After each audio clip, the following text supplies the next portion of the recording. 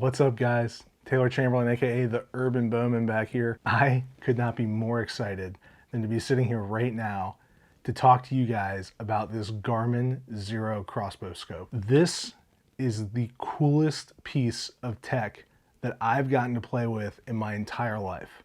And I know that in our industry, a lot of people talk about revolutionary or game changer and all this stuff, but this crossbow scope is hands down the coolest piece of gear that I've ever used with that makes me a better hunter, a more efficient hunter. And there are so many features and things in this scope that make me a better hunter.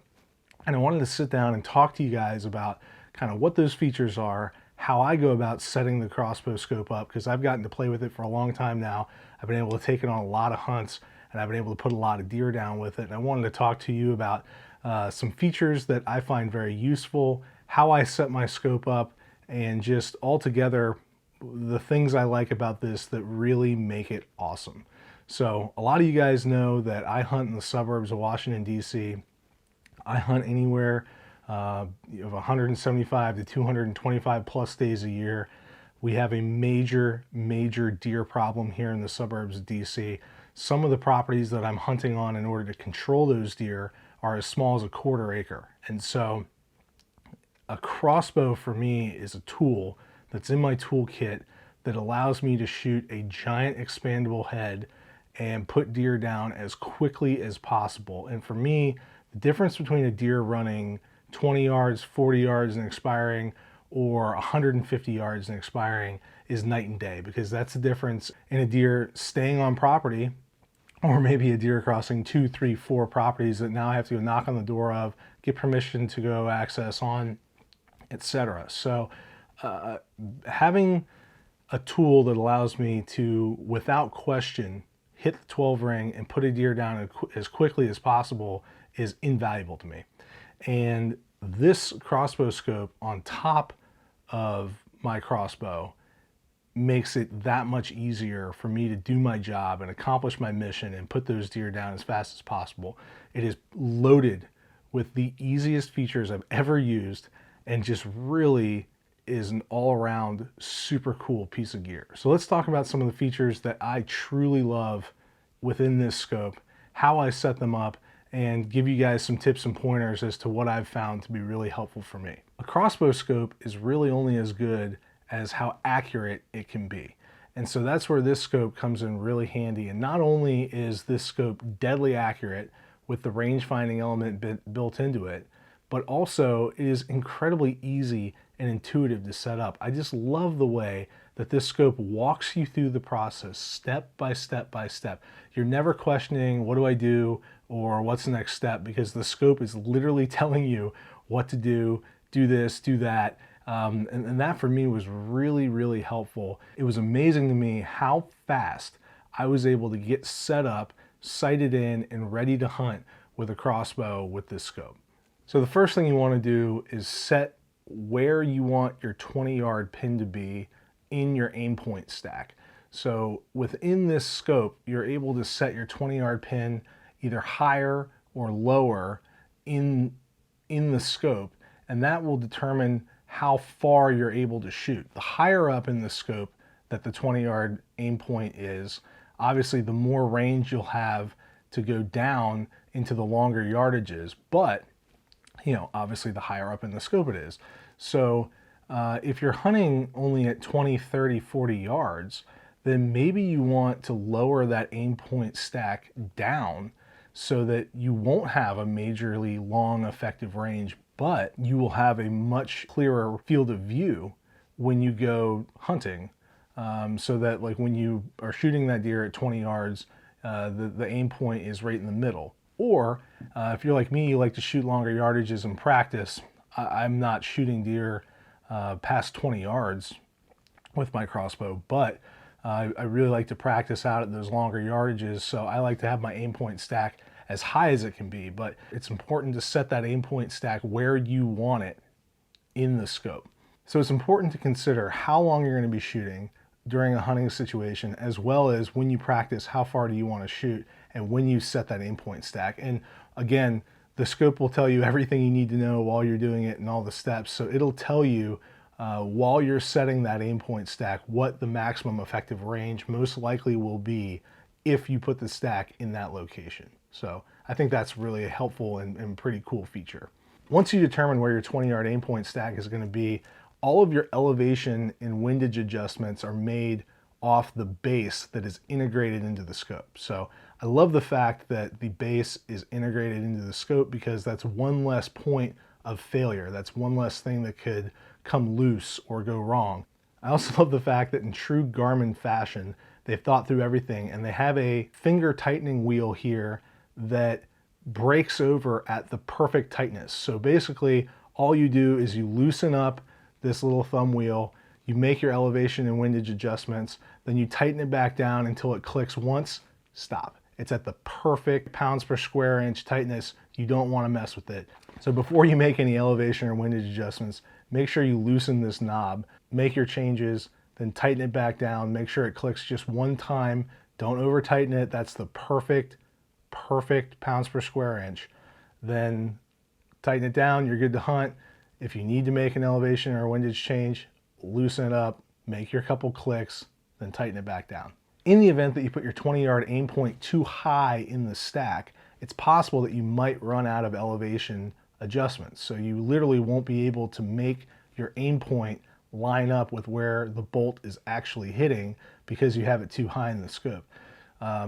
I doubt that will be a problem for a lot of people out there, because this sight has so much elevation and windage adjustment capability. But just remember, if you run into that, you might have to lower your aim point stack down until it intersects with where that bolt is actually hitting with your maxed out elevation adjustment. So if you run into the rare issue that you're unable to sight that 20-yard spot in, you're gonna have to lower your aim point stack down until it intersects. But again, I don't think that'll be an issue out there. Just keep that in the back of your mind while you're shooting.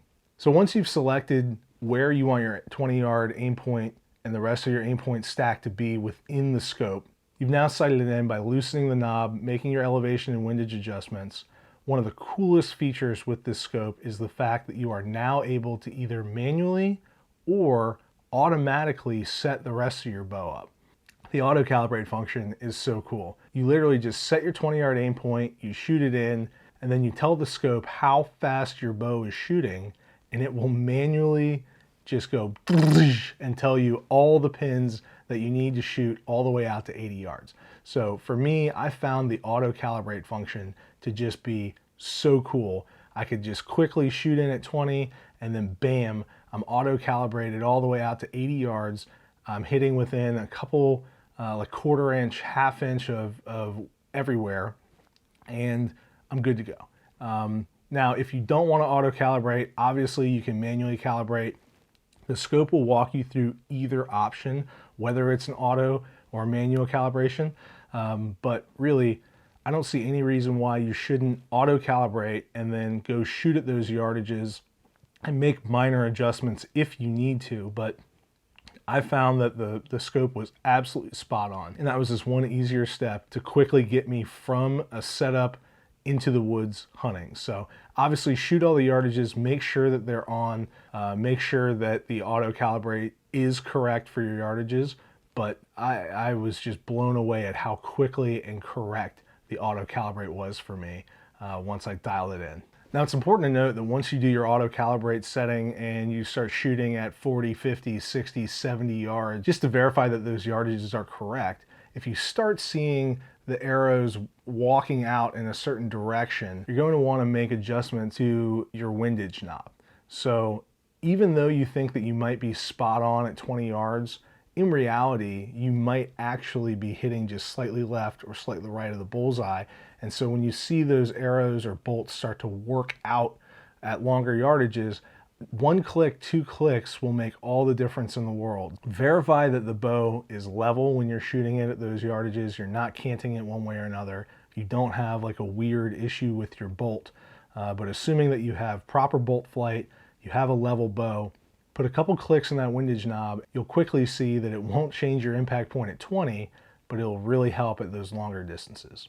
Now, if you're a hardcore shooter and you want to calibrate your own aim points, that's fine. You can have the scope walk you through all of that without any issue. You can shoot at 20, 25, 30, 35, whatever yardages you want, all the way out to as far as you're comfortable shooting, and you can be walked through the process by the scope and tell it exactly what yardages you're shooting at, where it's hitting, and then even more so tell it what pins you want to implement into the sight. So whether you want to go down the auto calibrate function or the manual, it really doesn't matter. But if you do want to do that manual input, you're one of those guys that just wants to do it yourself and know that it's spot on, that's fine. You're able to walk through and do that manual process yourself. The bolt profile menu will allow you to go in and see all of the data associated with every single yardage that you've set up. And this will also allow you to go in and change a yardage. Maybe you sighted in at 30 yards one day and you were totally off. You can go in and change that yardage, change that pin, whatever you want to do. You're able to go into that bolt profile, see all the data that's associated with it, and make any adjustments that you might want to make. Under that bolt profile menu, it'll also allow you to set up your fixed pins, which is really cool because when you're looking through the scope, you can toggle between the range setting where you're able to just range your target and have one pin show up, and you can switch over to fixed pins. And the fixed pins for me is something that I really like to use in a hunting application when I'm first getting set up in a tree. I'm looking around, I'm looking through my shooting windows, and I'm trying to figure out, okay, if a deer is standing there, that's 40 yards, and if I take a shot at that 40-yard animal, I can switch over to my fixed pins and see, okay, that tree branch that's at 18 yards, I'm clear of. Because if I'm aiming at 40, my 20-yard trajectory is fine. I don't have to worry about shooting through that window. I'm good to go. Or maybe I might see that that tree branch is a problem, and I'll know that I can't take a shot at 40 yards because I'm going to hit a branch. So being able to toggle between the fixed pins and the ranging is really, really helpful. And also, if you have an animal come in quick and you just don't want to mess with ranging it, you're able to just switch over to the fixed pins, put the 20-yard pin on the critter, and let it eat. You know, you don't have to take the time to range or whatever. If you want to switch to those fixed pins and just take the shot, you're able to. So it's really nice to be able to set those fixed pins up ahead of time, know that you can see what the yardages are, and be ready to take a shot right away if you have to. And that bolt profile page will allow you to set up 10 different bolt profiles with 30 different aim points on every single profile, which is really pretty cool. So if you're going to be heading out west, hunting critters that are fast moving at long distances and you want a really light bolt for long shooting, you can set that up. If you're going to be hunting in the hardwood hills of Ohio and you have brush, you know, you want to be shooting a heavy bolt, you can set that up. You don't have to worry about taking the time to toggle between all these. You can just keep the profiles stored in here, know you're shooting bolt number 1 or bolt number 2 or whatever, switch between them when you're hunting the different spots, and you're good to go. Overall, this scope is unbelievable. I could not believe how easy it was to get sighted in, set up, and running. To me, I thought the auto calibrate feature was just beyond cool. It was spot on out of the gate. I was able to sight in at 20, make a couple of changes on elevation, windage, just finger tighten this knob back down, have it click over, know that it was perfect, and then be spot on all the way out to 80 yards.